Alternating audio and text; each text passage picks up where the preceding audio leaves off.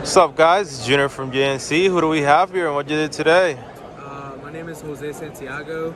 I got first after Swiss at the NAWCQ, and I lost in top 32, unfortunately. Unfortunate. Yeah, I played Purrely. I think it was a really good decision for the event. It has a really good Kashtira and Dragon matchup, which is what I expected most of my rounds to be.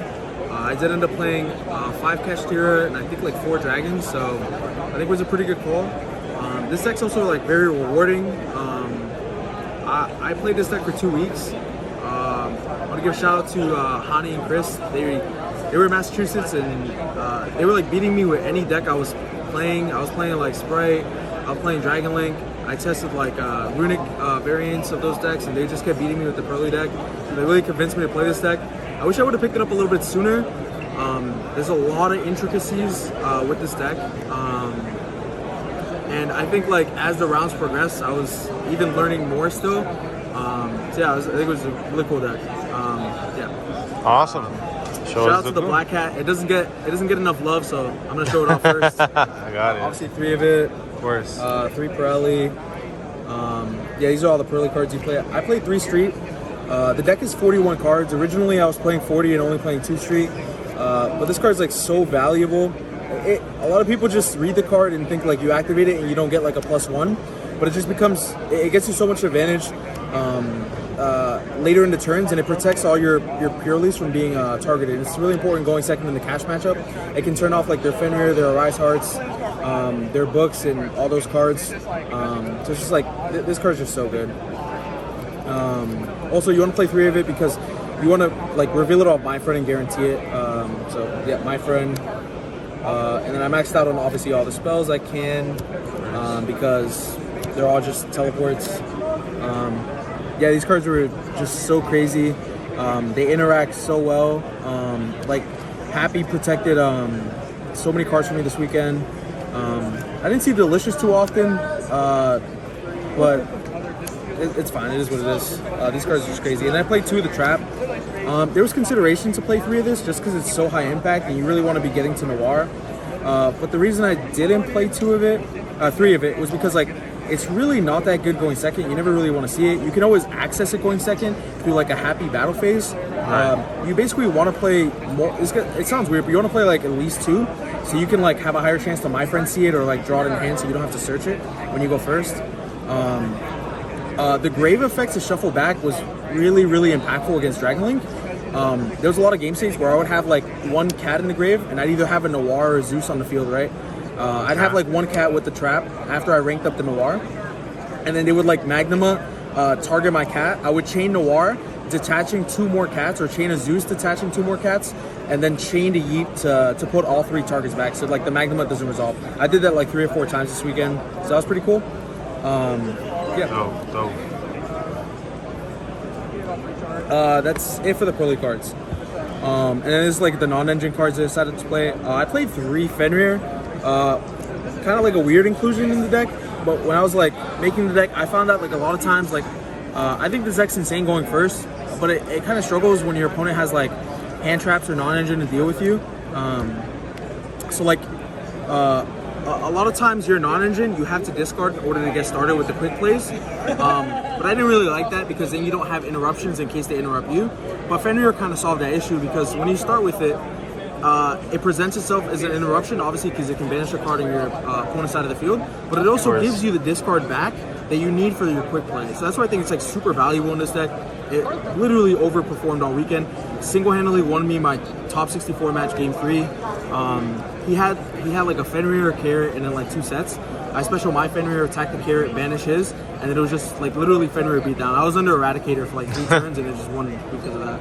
Wow. Yeah, this card literally, it was so good. It just overperformed. I think this card is like, I don't know if it's mandatory moving forward after the new cards. I haven't really tested with them yet, but this card was just, it was incredible all weekend. I'm really glad I played it. For hand traps, I wanted to play a decent number of them. The deck is really good at breaking boards, but sometimes the boards can be a little too much, whether you're playing like Rika San Avalon or even like Branded. So I really wanted to play like high impact ones, and then like utility Ash has just like felt so good across the board. And you also want to draw hand traps off Sleepy. during their opponent's standby phase, so that's why I decided to play them. Yeah, so I played 3 Ash, 2 Nibiru, and 2 Droll.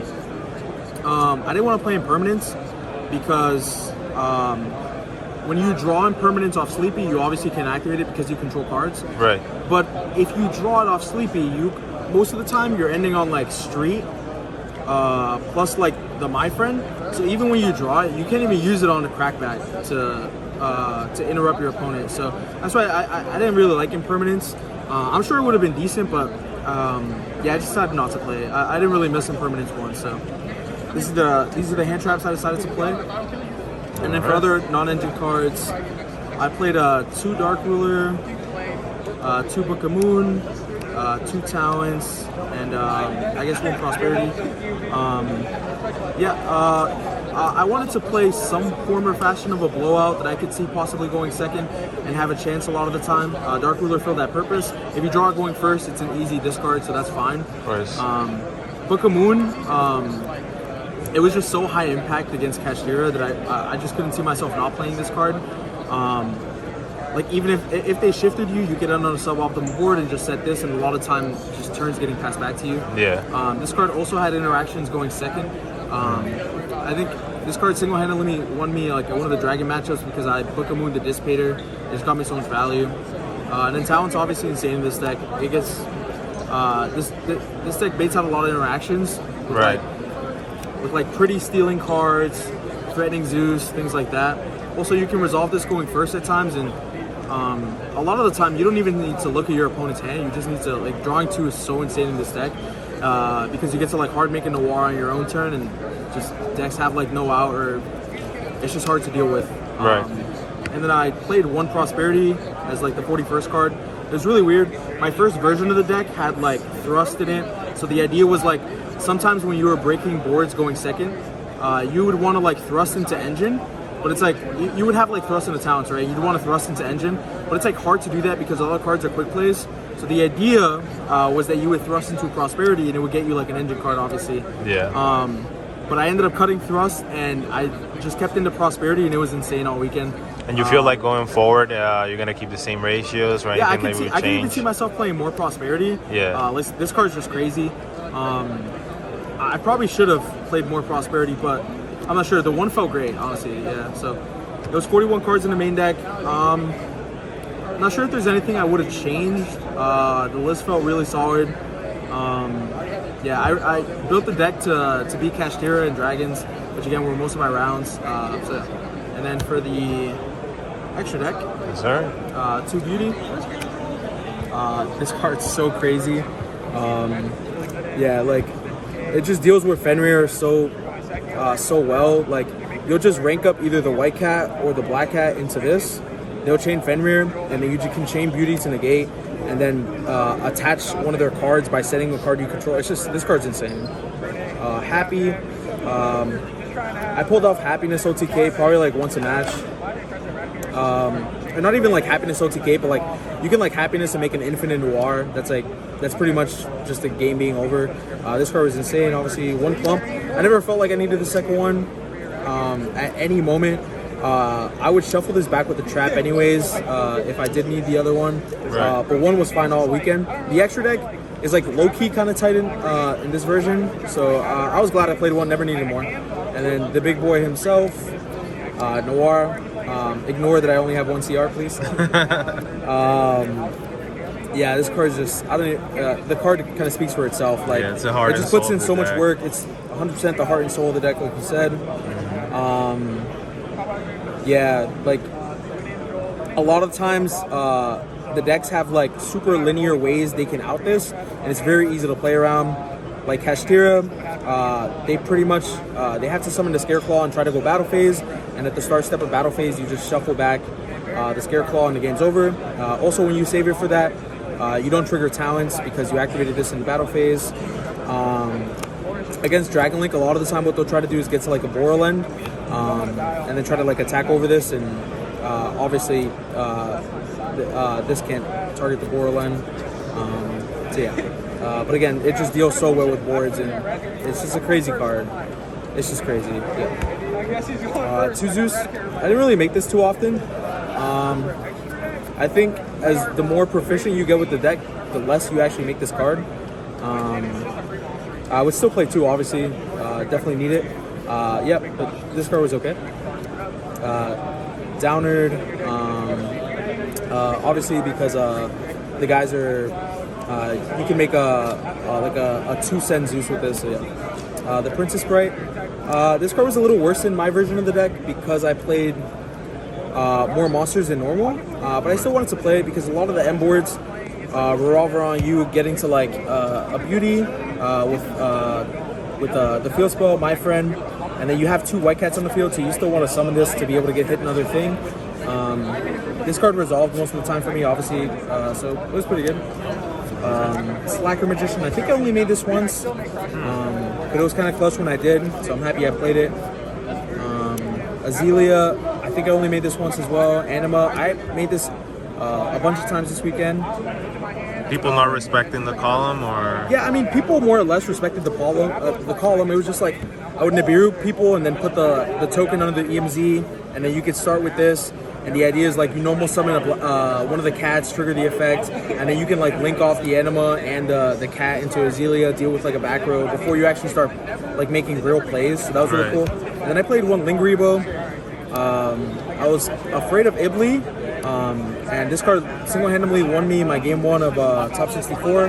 I got Ibli. I was able to make this, and the game was pretty much over from there. Just all my plays felt safe from there. Yeah, so not much I would change with the extra deck. Of course, the new cards are coming out, so we'll see what changes then. Yeah, and then for the side deck, I played Triple Bell. This card felt like I had a lot of coverage in the format. It's really good against Labyrinth, obviously, for the big welcome. It's good against Branded. Has application against the Runic decks. One of the decks I was worried about the most was like the Runic for Hire deck. This card is really good against that deck, so I just felt like a 3-of obviously staple. Nice. And then I played 2 Magnuma and 1 Druisworm. Essentially, these would come in. When these came in, I pretty much took out the 3 Fenrir, so they replaced each other. The decks I wouldn't put these in against, I would leave into Fenrirs. The decks I would take the Fenrirs out, usually these came in. So these cards overperformed. They're just so good. When you resolve this, it replaces itself, giving you a discard with the Druisworm. It also immediately sets up an Azalea if you're trying to get fancy with it. Yeah. So yeah, these cards are really good. Nice. I played the 3rd Droll. I think Droll was really high impact this format against like the combo decks that are out there. I think it's good in the mirror match, good against Dragon Link. A lot of the time, I would rather have Droll than Nibiru in the Dragon Link matchup because resolving Nibiru can sometimes feel negative if they set up like a regain and a seal. Right. Whereas Droll really cuts them off from being able to set up like follow up through that. So yeah, Droll was just really good all weekend. Of course. And then I played 3 Book of Eclipse. This card was literally the stones. So against Kashtira, yeah, I wasn't sure whether like post game 1 they were gonna make me go first, or whether they were gonna go first themselves. So I wanted more like turn neutral cards, and this card felt like a really good turn neutral card because whether you have it going first or second, it's still insane. Also, a lot of the variants of Kashtira have moved to like being on anti-spell fragrance, and this card you can chain it to the anti-spell fragrance and deal with the board. A lot of the times they don't have an out, and then you can just chain your quick plays and continue to play from there. So this card was literally, it was overperformed, it was insane. Yeah, I would definitely recommend this card again. I played 2 Cosmic. Again, in line with turn neutral cards. I didn't really want to play Lightning Storm because theoretically I would love to side that card in going second into Kashtira, but I'm not sure if I'm going first or second. So Cosmic was really good, and again it deals with the anti-spell. So yeah. Also, if you draw this and you're able to break their board, setting this for like a follow-up berth is like nice. I played 1 Duster because this card is really good against dragons in my opinion. A lot of people are cutting the Beast, but there were players that I played that still play the Branded Beast plus the Regain, and those decks usually play in permanence or Book of Moons themselves, so this card deals with that. Yeah. I played the 3rd Dark Ruler. This was for cash and for when I would make them go first. It was really dependent on the player as to whether I made Kashtira go first or second post side, but there were times I made them go first, and I wanted the 3rd Dark Ruler for that. It's also really good against Sprite and obviously really good against like build your board type decks. Right. And the last card was Thrust. Get Originally, I was gonna side the third talents, but the idea was like I never wanted to draw into 2 talents, or I wanted the talents just to be a third thrust, which could be any of these targets theoretically, like the Prosperity or the Dark Ruler or the Heart Beast post side. So yeah, so that was the deck. Yeah, it kind of sucks to lose in top 32, but it is what it is. Pretty happy overall with the events.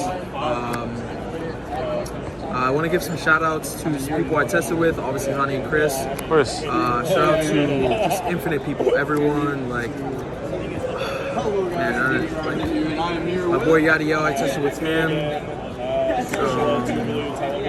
I'm sorry, I'm just like blanking on so many. Everybody that has helped you to get to this point, right? 100%. Shout out to everyone from the team that's top. Obviously, shout out to my team, JNC Collectibles, our sponsor, Dragon Ink.